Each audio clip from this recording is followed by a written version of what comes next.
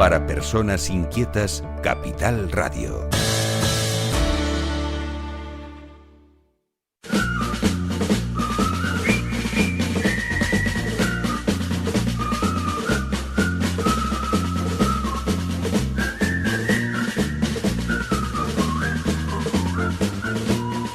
Y otro día más con ustedes. Buenos días y buenas noches. Hoy tenemos una persona, bueno, ustedes la conocen, creo que la conocen. No sé si habrán oído alguna entrevista en el último año de los dos, pero hoy es un orgullo porque hay algo importantísimo. Yo cuando hay alguien que cuando a alguien le dan un premio en esta tierra que es complicada para dar premio, muy complicada, ¿no? Y cuando le dan un premio y a una persona que además en esta emisora es una figura grata y frecuente, pues uno se pone contento. Don Carlos, buenos días y buenas noches. Buenos días. Le han dado a usted el premio Sagasta, ¿no? El premio de ensayo técnico literario Práxedes Mateo Sagasta, que es un orgullo viniendo de este hombre, porque claro, Práxedes fue un presidente del gobierno que estuvo alternando durante 20 años el gobierno, y este hombre fue al que democratizó la monarquía española. Era un hombre liberal, que además aprobó la Constitución de 1860 y pico, no me acuerdo bien si era 69, y sí, la verdad que le den a uno una mención especial sobre el premio de un ensayo literario y técnico, pues la verdad que es un orgullo. Es un orgullo, me lo dan en una ceremonia que se hace en el Teatro Real de Madrid el 9 de mayo que viene. Bueno, oye, felicidades, que es lo propio, ¿no? Sí, muchas gracias. Sí, la verdad que es curioso porque es un ensayo que hice yo. Yo el problema que tengo es que hay muchas cosas que he hecho en mi vida profesional.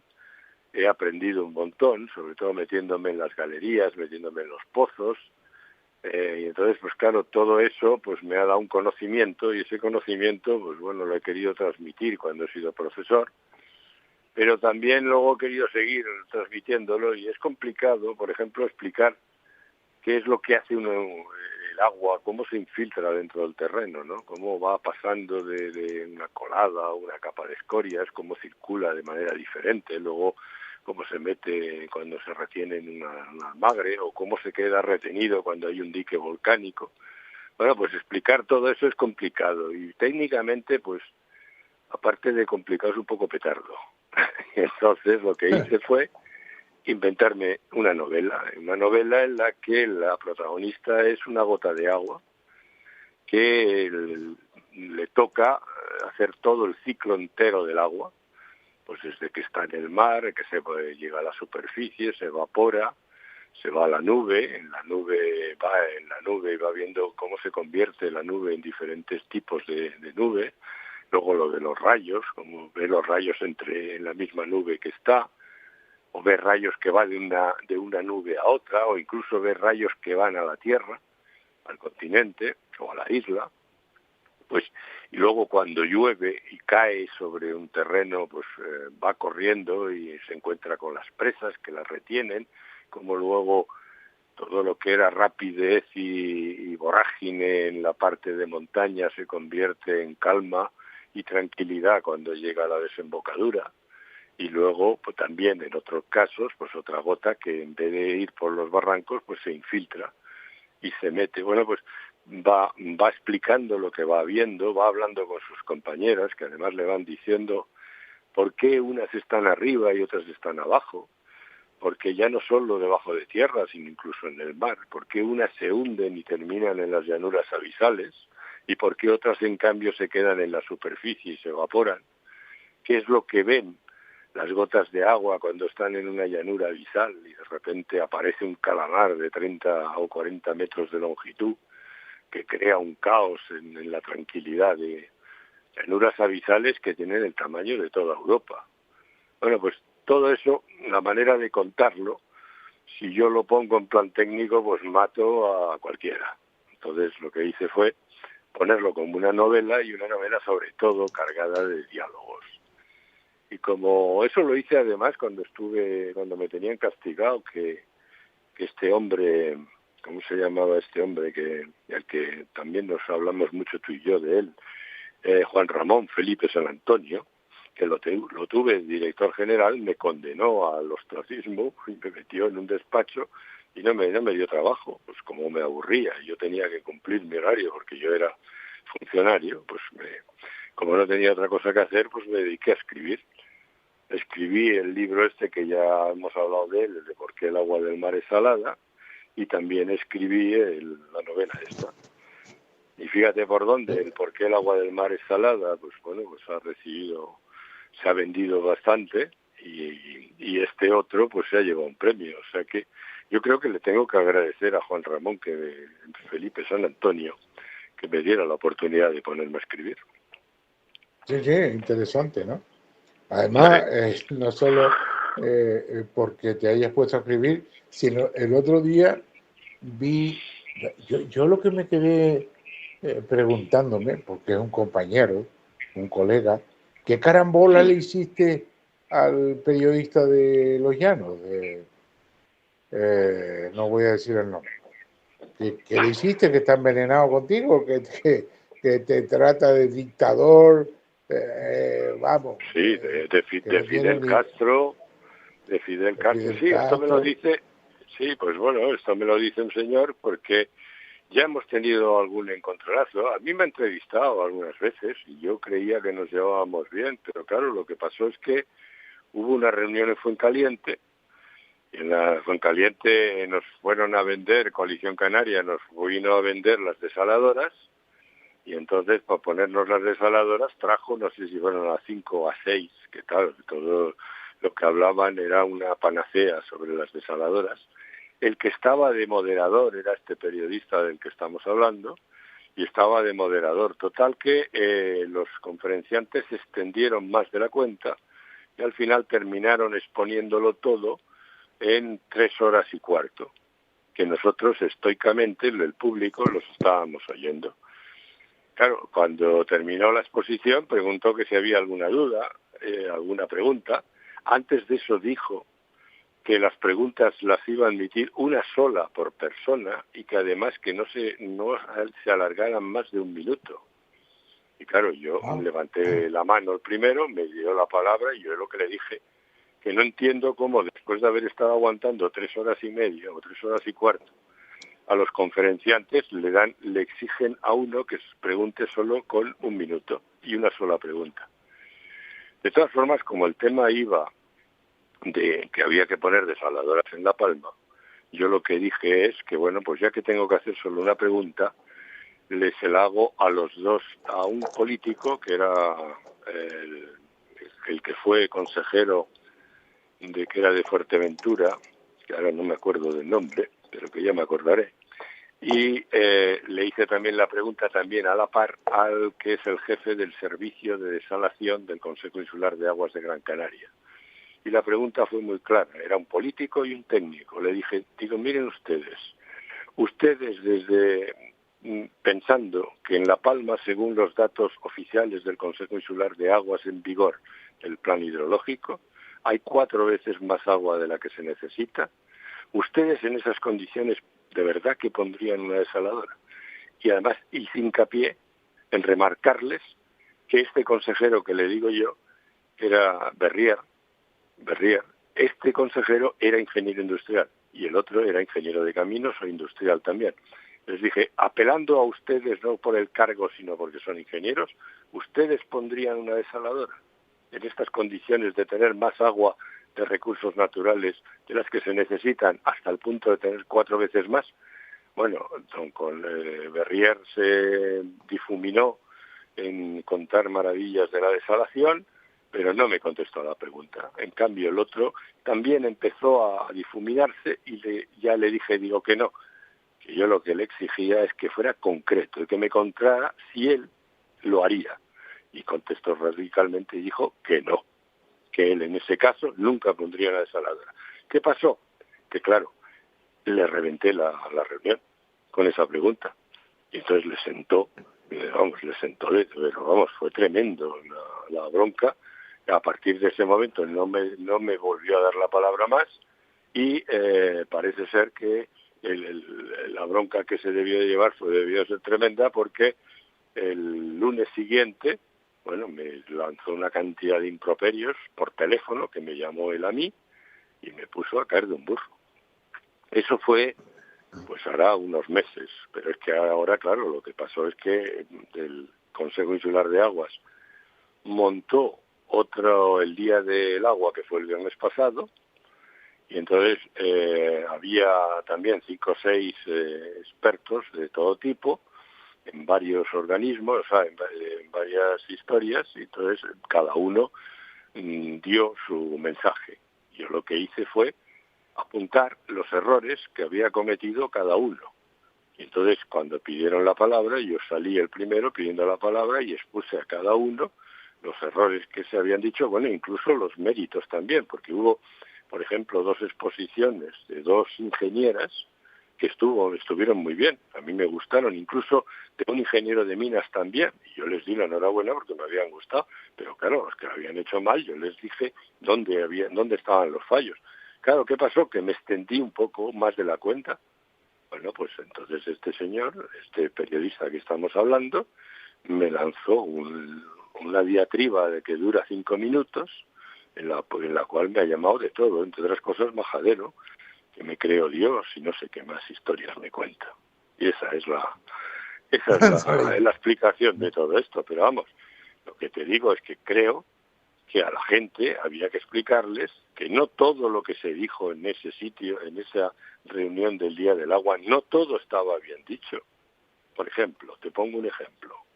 Hubo un señor que dijo que la frase textual que te dijo es que dijo que la nieve es el recurso hídrico más importante. Y claro, este hombre, que es un ingeniero técnico agrícola, que es un técnico, pero que dice que es aficionado a la meteorología, lo que no se da cuenta es que la nieve tiene un 90% de de aire. La nieve tiene un 90% de aire, luego el agua es solo un 10%. O sea, 1 metro de nieve, que es mucha nieve para aquí, para Canarias, 1 metro de nieve da 100 litros de agua. Eso es lo que llueve en la costa. ¿Te das cuenta? Entonces, claro, y luego el segundo error que también comete es que dijo una frase que la precipitación de lluvia se va todo en escorrentía. No es verdad, según los planes hidrológicos, que no soy yo quien lo dice, sino los planes hidrológicos, el agua que corre en la isla de La Palma no llega a un 5%. O sea, que claro, ¿qué es lo que pasa? Había que decir eso. Por ejemplo, también el geólogo que vino por el Instituto Geológico y Minero de España, toda su disertación se basaba en los contenidos que había determinado de dióxido de carbono, de hidrógeno, de helio, de nitrógeno. Y claro, ¿qué pasaba? Que lo que le dije yo, digo, ¿a usted qué es lo que le han encargado como Instituto Geológico y Minero? Que vea la influencia de los gases en el acuífero. Pero usted sabe que de todos los gases que usted ha determinado y que ha muestreado, el único que interesa para ver la alteración en el agua es el dióxido de carbono. ¿Por qué toma a todos los demás? ¿Por qué? Porque a ellos les viene bien para investigar, pero que investiguen con su dinero, no con el dinero del contribuyente, porque el Instituto Geológico y Minero de España cobra, y eso se lo está pagando el Cabildo. ¿Te das cuenta? Entonces, bueno, pues yo iba diciéndole, bueno, y había este señor también le expliqué que en su trabajo tenía un baile de unidades que complicaba muchísimo el entenderle. Una misma cosa no se puede dar en 3 unidades diferentes. Luego, además, también había otro problema, que en una tabla le había bailado los nombres, y entonces había cambiado unos nombres por otros. Lo que le dije, claro, es que entonces todo el cuadro entero se queda uno diciendo qué ha pasado aquí. Entonces, claro, todo esto hay que explicarlo a la gente para que sepa que no todo lo que se ha dicho estamos en conocimiento de la verdad suprema. ¿No te parece? Y ese Instituto Geológico y Minero, ¿es el Instituto Geológico y Minero de España o de Canarias? No, de España. España. De España, ¿Y este qué pinta ahora allí en La Palma? No bueno, entiendo. lo que le pasaba al Instituto Geológico y Minero es un instituto que ha tenido un gran renombre. Es un instituto en el que han sido miembros del instituto gente muy preparada y gente con muchísima fama y verdaderos genios. Bueno, uno de los últimos, por ejemplo, fue Emilio Custodio, que fue director del Instituto Geológico y Minero de España. Pero claro, ¿qué ha pasado con este instituto? Que este instituto era del Estado, y el Estado estudiaba lo que él pensaba que había que estudiar, o incluso si se lo encargaban, lo estudiaba, pero era libre y su opinión era totalmente, no iba sesgada hacia ningún sentido, sino realmente técnica. ¿Qué ha pasado ahora? Que el Instituto Geológico y Minero se lo han cargado porque lo que han hecho ha sido hacer que ese instituto cobre por los trabajos. Entonces, claro, cuando cobran ya no son libres, porque si no dicen lo que quieren que diga el que paga, no le vuelven a encargar otro. Ese es uno de los grandes problemas por los cuales ese instituto, igual que en su día lo fue el Servicio Geológico de Obras Públicas o el Instituto Nacional de Industria, tienen que ser ajenos a la cuestión monetaria. Tienen que estar por funcionarios que sean independientes del poder económico y mucho más del poder político. Claro, ¿qué es lo que le ha pasado al INME? Que ya no es así. Entonces ya tiene que dar una información y, por ejemplo, en este que estamos hablando del tema, la ponencia del geólogo, se le nota que no es químico, no es un hidroquímico. Entonces, claro, está planteando cosas que, bueno, son difíciles de explicar, pero que no encajan. Por ejemplo, si sube el bicarbonato es una cosa que es volátil, que es que cambia enseguida a carbonato en cuanto suba el pH. Para que se fije ese bicarbonato, tiene que estar asociado al sodio. No puede estar asociado a los otros, sino al sodio es al que necesita. Claro, entonces, lo que está dando es la idea de que no nos da los contenidos en sodio, luego entonces no sabemos qué parte de ese bicarbonato es el que está influyendo en la alta conductividad. Claro, entonces son cuestiones que deberían de ser analizadas por un químico. Y ahora fíjate que no ya te digo un ingeniero, no, que eso tiene que estar hecho por un químico, que es el que tiene que sentenciar si todo eso que está diciendo está bien. Pero claro, si tú te encuentras que el estudio además resulta que confunde las unidades o que las trastoca porque las varía y que luego altera algunos resultados, porque date cuenta, por ejemplo, en la anterior exposición que hizo este mismo geólogo, alguien del público le preguntó que cuál era el valor más alto que había obtenido de dióxido de carbono. Y el hombre dijo 2 gramos por litro. Claro, 2 gramos por litro, cuando yo lo oí, digo, pero esto es muchísimo. Hay que pensar que una Coca-Cola debe de tener más de 3, pero el agua de Vichy catalán tiene 3 gramos por litro. Y es dióxido de carbono añadido. Entonces, claro, dice uno, pero esto es mucho carbono, porque además el punto de saturación está en 1,4. Luego ya estamos superándolo. Entonces, claro, me quedé extrañado y entonces, ¿qué es lo que pasa? Que en verdad, cuando fui al trabajo de él, a las tablas, el valor máximo que tenía otras unidades transformada en gramos, daba el valor máximo no 2 gramos, sino 1,1. O sea, había multiplicado el valor por 2. Pero además, date cuenta, ese valor a quién correspondía. A un sondeo que hay en Dos Aguas, en mitad de la caldera de Taburiente, que está surgiendo el agua a borbotones lleno de gas. Pero ese punto de muestreo no tiene nada que ver con el acuífero del Valle de Aridane, que es el trabajo que le habían encargado a él.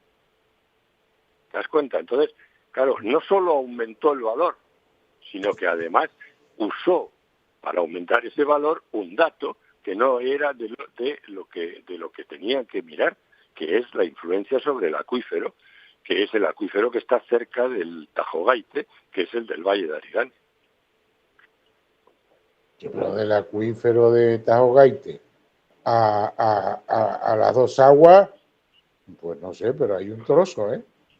Sí, pues como 7, 8 kilómetros en línea recta. Claro, completamente. Pero además con otra historia. Ese sondeo está hecho en complejo basal. El complejo basal es otro acuífero, que es el LP 003, que no tiene nada que ver con el LP 005, que es el del Valle de Aridane. Pero es que además eso, definido como acuífero, es una aberración. Porque además lo dice en el plan hidrológico, es muy curioso. Dice que el acuífero del complejo basal es un acuífero en material poroso de moderada explotación. Resulta que no hay ningún solo punto de captación de agua en todo ese acuífero del complejo basal, y que encima la porosidad no es moderada, es que es inexistente, porque es un material muy masivo. Ya que es que te está dando un valor de una cosa que no es un acuífero, porque en verdad no se produce, ni hay extracciones, ni aunque la hagas se puede dar agua. Hoy nos hemos puesto muy técnicos, ¿no? Sí, pero bueno, yo creo que es interesante. Hay veces que hay que ponerse técnico. Además, ya con el premio ese que te dieron, tienes todos los motivos para convertirte en profesor. Hoy estás en plan profesor, ¿no? Bien, yo la pregunta iba porque, sinceramente, lo del Instituto Geológico y Minero de España, pensé que era de Canarias, el Minero de España, en La Palma, me faltó que estuviera Nemesio. Ya, si está Nemesio, entonces, porque Nemesio al final es geólogo. Yo solo ya lo dije, lo he dicho. No, José ¿No? Juan, Nemesio es químico. Químico, pues peor químico. me lo pone. Peor claro, me lo es pone. que Porque fíjate tú que Nemesio es el que tenía que haber visto si esa ponencia estaba bien, ese trabajo estaba bien hecho. Además, otra de las cosas que yo le dije al geólogo que salió ahí... Yo lo decía de broma y resulta que la pegué de verdad, ¿no? Pues yo pensé que... Sí, claro. No, pero fíjate que hay otra cosa que también está clara, que se lo dije yo. Él dijo de repente que en el trabajo dice que la Fuente Santa es agua dulce, que esto es solo es agua dulce infiltrada y que ha venido. Y yo lo que le dije, digo, si hay un contenido en los análisis de agua que se hicieron en la Fuente Santa, hay un contenido de estroncio de 8 miligramos litro. Eso, según dice Nemesio, es agua de mar. Luego, si uno ve la concentración de bicarbonato, porque tú sabes que el agua de mar no tiene bicarbonato, pero en cambio la Fuente Santa sí tiene bicarbonato, aunque tiene más cloruro, pero tiene bicarbonato. Entonces te das cuenta que es que el 70% es agua de mar y el 30% es agua dulce. No puedes decir que la Fuente Santa es solo agua dulce. Claro, es que es eso, es que esos errores... Claro, a mí sabes lo que me achacan y lo que me achacó el periodista que me puso a caer de un burro, lo que me achaca es que me pasé en el tiempo.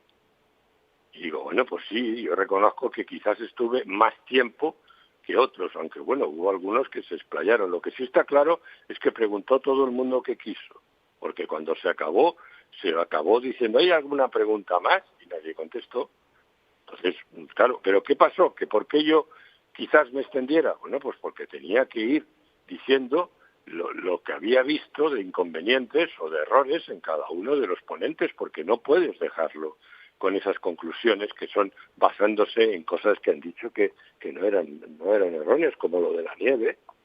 Claro, ¿cómo puede decir que la nieve soluciona el problema del agua en la isla de La Palma? ¿Te das cuenta? No sabía yo lo de la nieve que da el 10% de agua. Yo pensé que la nieve, fíjate, hasta yo pensé, me lo hubiese colado el tío, ¿eh? Pero yo pensé que la nieve era una cosa más consistente de agua, ¿no? No, fuera la nieve tiene una proporción de aire del 90%. El 90% es aire. ¿No? Que no sabía esa historia, ¿no? Me llama la atención. Bueno, una cosa importantísima para terminar, ¿dónde se compra el libro que ha sido premiado? Bueno, espérate que salga, porque ahora el problema de esto es que lo va a publicar la Fundación Mateo Sagasta. Ah, lo publican ellos, porque tú no, pero lo publican ellos. Sí, es que el premio también consiste en eso, en que te lo publiquen ellos. Vale, pero tú no habías publicado este libro. No, yo lo había escrito hace muchos años, lo tenía ahí guardado porque no sabía si valía la pena o no. Y la verdad es que uno lo leí y digo, bueno, vale la pena porque quizás sobre todo explico pues las cosas de cómo circula el agua por debajo de la tierra y también algunas otras cuestiones en el océano. Y lo que hice, acuérdate que mi tesis doctoral es lo del agua, las corrientes profundas y la erosión del océano. Entonces, pues bueno, también metí cosas de esas ahí, pero claro, todo novelado.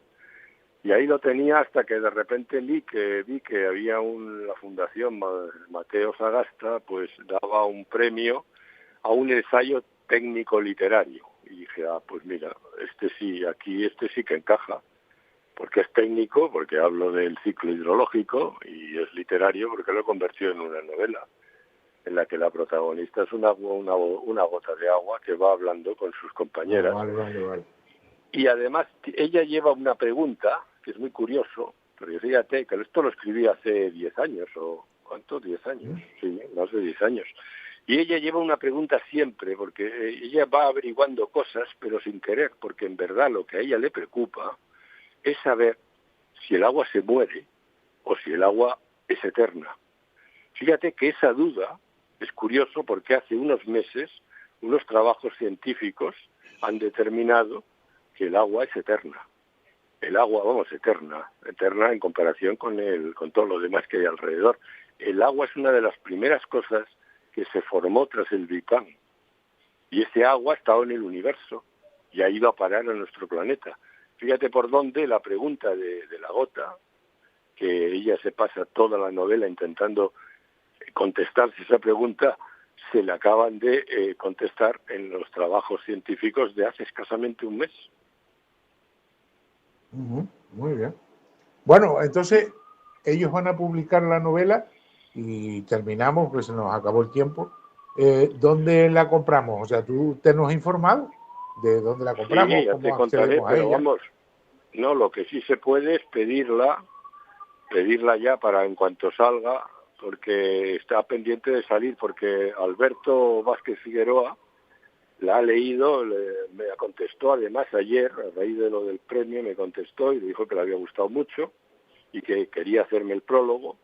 Entonces estoy pendiente de que me dé el prólogo y en cuanto la haga el prólogo les digo a los de la Fundación que la publiquen y en ese momento yo creo que pedirla al Colegio de Ingenieros de Caminos de aquí de Canarias, de Tenerife o de Las Palmas, que es la mejor manera para pedirla, sí, pedírsela al Colegio de Ingenieros de Caminos.